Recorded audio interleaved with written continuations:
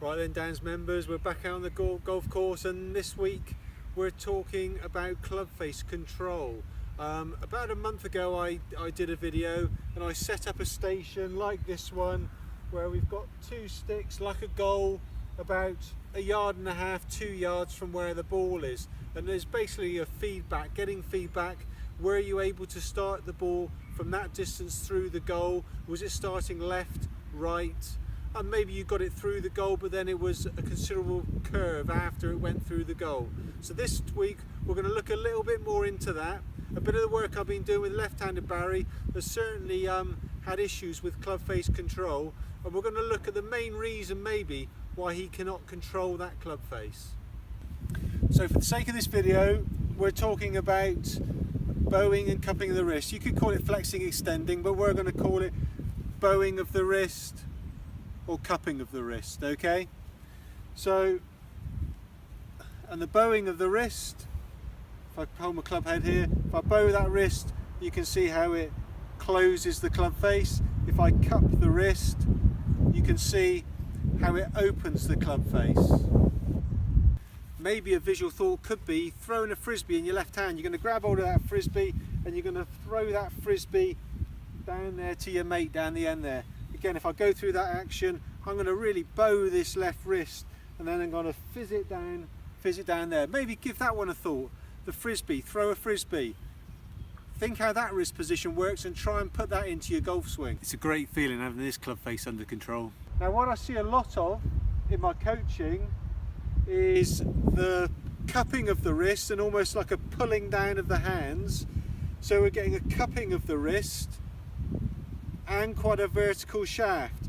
Now the only way we can possibly get that club back to the ball is to extend and bring the club down, but obviously we've got a wide open club face, so we're having to rely on a lot of rolling of the forearms and hand action to get that club face squared, and believe me, that's not going to work very well.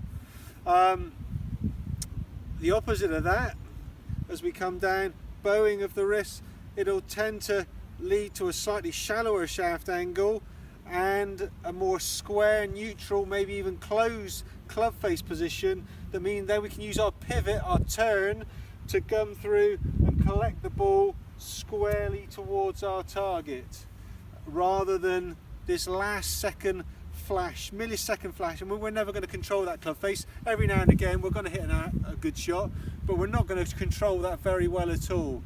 And obviously, as it happens at the moment, you know, probably three of the best players in the world, Dustin Johnson, Jordan Spieth and John Ram, they're obviously somewhat people you see a lot of this position.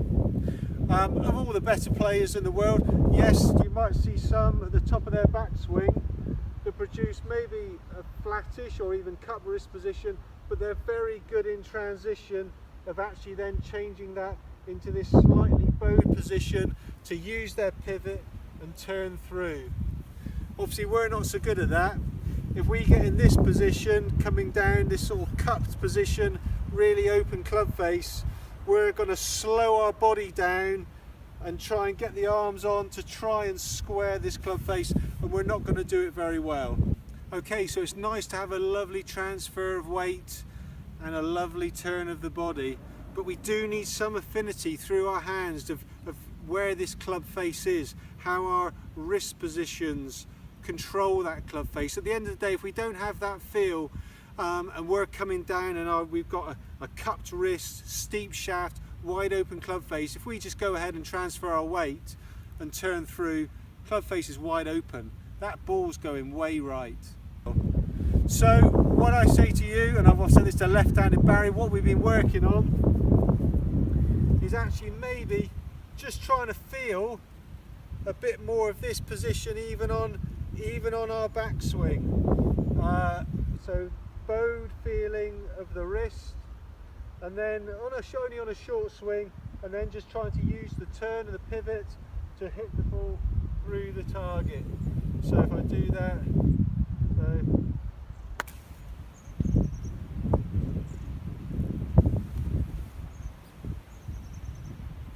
and again, so it's a feeling of a more bowed position and turn and the pivot.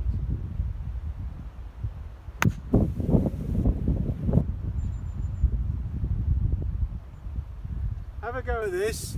Play around with your wrist positions, and not only play around with your wrist positions, see what effect when you're doing this, when you're holding the golf club, how it's affecting the club face. And maybe a different thought of pulling and seeing this cut position, way open club face, maybe seeing this more slightly bowed position, stronger club face. Now we don't have to slow the body down to try and square this club face up. That club face is in a nice strong position, and we can use our pivot, our turn, to just square that club up and strike that ball straight down the middle. Have a go at this. You might find that this makes sense to you and maybe gives you a bit of a feeling of club face control. Always worth a try. Like and subscribe down below. Keep loving the game.